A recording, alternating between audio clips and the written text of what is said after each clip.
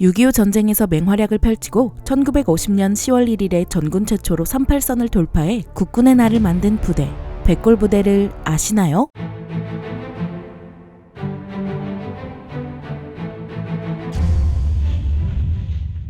안녕하세요. 지식스토리입니다. 이번에는 육군에서 가장 유명한 부대이자 훈련병들이 가기 싫어하는 부대에 항상 꼽힐 정도로 빡세다는 부대, 바로 3사단 백골부대에 대해서 알아보겠습니다. 3사단의 창설 배경은 6.25 전쟁 이전인 1947년으로 거슬러 올라가는데요. 이때는 아직 대한민국 정부조차 수립되지 않아 일본에 대항해 무장투쟁을 벌이던 수많은 군사조직이 미국 군정의 주도 아래 국방경비대라는 이름으로 통합된 시기였습니다. 여러 부대가 통합되면서 개편이 이루어지다 보니 전국 각지에서 새로운 부대들도 창설되었고, 이때 부산에서는 제3보병여단이 조직된 것이죠. 그리고 6.25 전쟁 직전 제3보병여단은 사단급 부대로 승격되어 대한민국 육군의 제3사단으로 재탄생합니다. 하지만 이 당시의 제3사단은 지금의 명성과는 다르게 너무나 허약한 부대였습니다. 물론 자발적으로 입대한 인원들도 많았던 만큼 구성원들의 전투 의지는 충만했지만 6.25 전쟁 직전의 국군은 3사단뿐만 아니라 전반적으로 모든 부대가 혼란스러운 상태였기 때문이죠. 제공권을 잡아야 할 전투기는 단 한 대도 없었고, 막강한 화력을 자랑하는 전차나 자주포 역시 아예 없었습니다.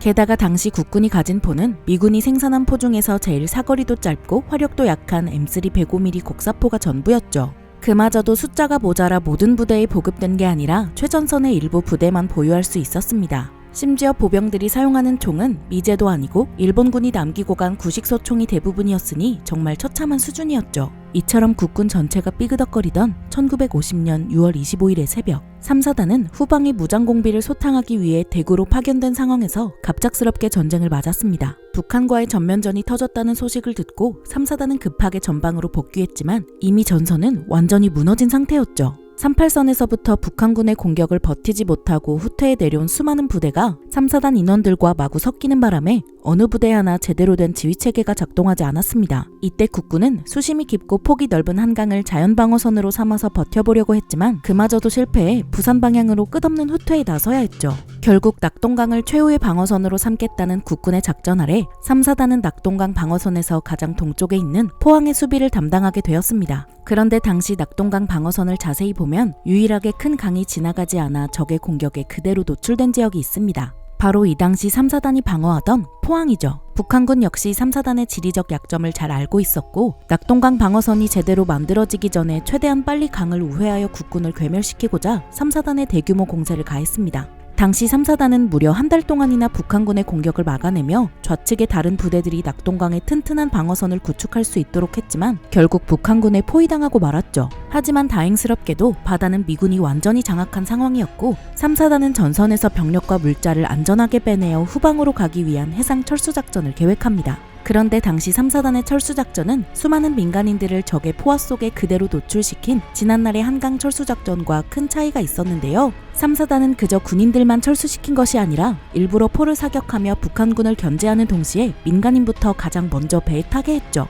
이 밖에도 지역 공무원들과 경찰들이 모두 배에 타고 나서야 3사단 병력은 차례차례 배에 탑승해 철수작전을 마쳤습니다. 결과적으로 3사단은 마지막까지 북한군을 완벽히 속인 채 민간인 1만 명과 경찰 1200명, 그리고 부대 병력 9000명을 아무런 피해 없이 무사히 후방으로 철수시킬 수 있었다고 합니다. 이와 같은 3사단의 완벽한 철수작전은 군대란 단순히 적과 싸우기 위해 존재하는 것이 아니라 국민의 안전을 지키기 위해 존재한다는 그 본질적 의미를 잘 알려준 사례로도 유명하죠. 한편 무사히 포항 남쪽으로 철수해 재정비에 나선 3사단은 기존 2개 연대에 26연대를 더해 총 3개 연대를 보유한 부대로 재탄생합니다. 그리고 한 달 뒤 메가더 장군은 성공 확률이 5000분의 1이라는 인천 상륙작전을 감행하는데요. 인천 상륙작전은 정말 엄청난 대성공을 거두었고 평양과 낙동강 사이에 허리가 끊긴 북한군은 퇴각하기 바빴습니다. 그리고 북한군이 허둥지둥 철수하자 낙동강 방어선의 국군 부대들은 엄청난 속도로 국토를 수복하며 북쪽으로 진격했죠. 3개 연대를 확보하며 전투력이 급상승한 3사단도 예외는 아니었습니다. 오히려 3사단은 동해안을 따라 그 어떤 부대보다도 빠르게 진격했고 북한군에게 내주었던 포항을 되찾는 것은 물론 10월 1일 동해안 양양에서 국군 최초로 38선을 돌파했죠. 국군이 드디어 남한 수복을 넘어 한반도 통일이라는 목표에 한 걸음 다가간 역사적인 순간이었습니다. 게다가 3사단의 진격은 여기서 끝나지 않았는데요.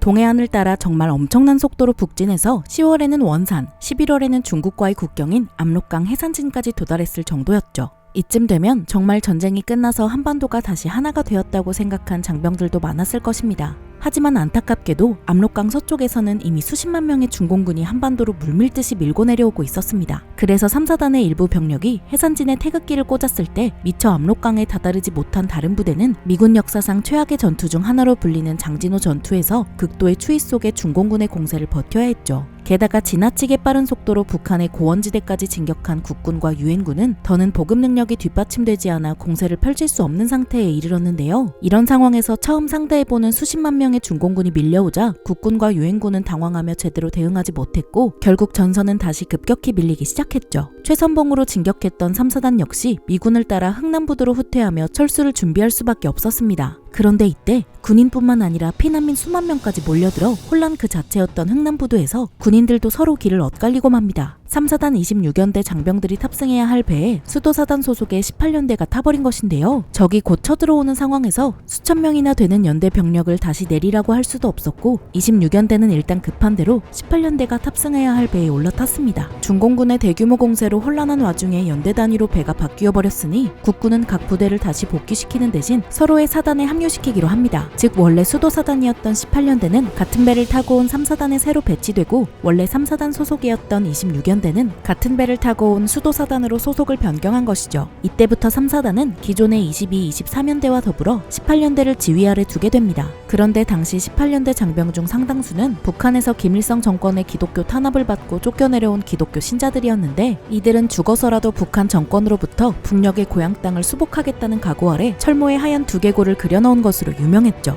이러한 이유로 18년대는 예전부터 백골부대라고 불렸고 흥남 철수 이후로 그 소속을 3사단으로 변경하게 되자 곧 3사단 전체가 백골부대라는 별명을 가지게 되었습니다. 이렇게 18년대를 흡수하며 백골부대라는 애칭까지 따라오던 3사단 장병들은 전우들의 전통을 따라 철모에 하얀 두개골을 그리며 전투 의지를 다졌다고 하죠. 이처럼 흥남 철수 이후로 오히려 자신들만의 정체성을 확립한 3사단은 다시 전선에 투입되어 백골부대의 용맹함을 적들에게 보여주었습니다. 특히 백병전에 매우 뛰어났던 3사단의 활약은 하루에도 몇 번씩 주인이 바뀌는 치열한 고지전에서 그 빛을 발했고 북한군 사이에서도 철모에 백골이 그려진 백골부대의 모습은 서서히 공포의 대상이 되었죠. 하지만 남과 북 모두 더는 전선을 크게 바꾸지 못하고 전황이 이전보다 지지부진하게 흘러가자 양측은 결국 전쟁 발발 3년 만에 휴전협상에 조인하게 됩니다. 그리고 한반도를 끝내 통일하지 못한 게 못내 아쉬웠던 대한민국 정부는 3사단 휘하의 장병이 최초로 38선을 돌파한 1950년 10월 1일을 기념하는 의미에서 매년 10월 1일을 국군의 날로 지정했죠. 이처럼 6.25 전쟁 이후 국군을 대표하게 된 이름난 부대들, 일명 메이커 부대의 반열에 오른 3사단은 몇 번의 주둔지 이동 끝에 철의 삼각지대라고 불리는 철원평야의 경계 임무를 맡고 있습니다.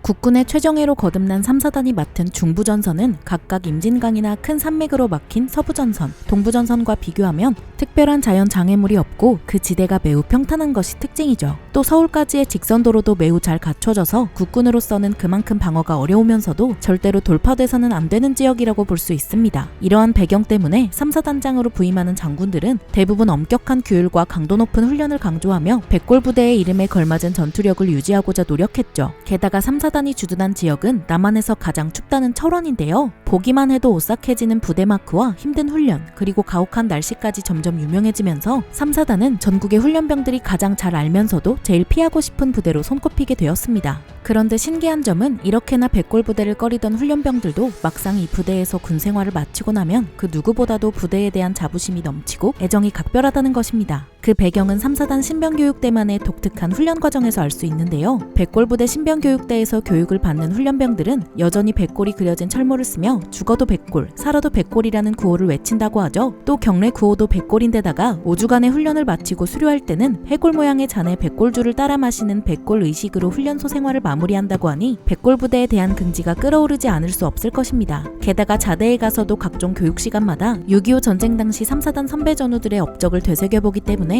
군복무를 마칠 때쯤이면 정말 말 그대로 죽어도 백골, 살아도 백골의 정신을 뼛속까지 갖추게 되겠죠. 이처럼 6.25 전쟁 당시부터 엄청난 활약으로 한반도 전체를 휩쓸고 다녔던 3사단은 오늘날까지 부대의 정체성을 유지하며 국민들에게 강인한 이미지로 남아있습니다. 또 해마다 국군의 날로 그 업적을 기념받는 것은 물론이고 지금 이 순간에도 대한민국 최전선에서 든든하게 국민들을 지켜주고 있죠. 오늘도 백골부대 장병들의 노고에 진심으로 감사하다는 말을 전하며 오늘 영상 마치고자 합니다. 지금까지 국군의 날 그 자체인 부대 제3사단 백골부대에 대해서 알아보았는데요. 영상이 유익하셨다면 구독과 좋아요 부탁드립니다. 감사합니다. 지식스토리였습니다.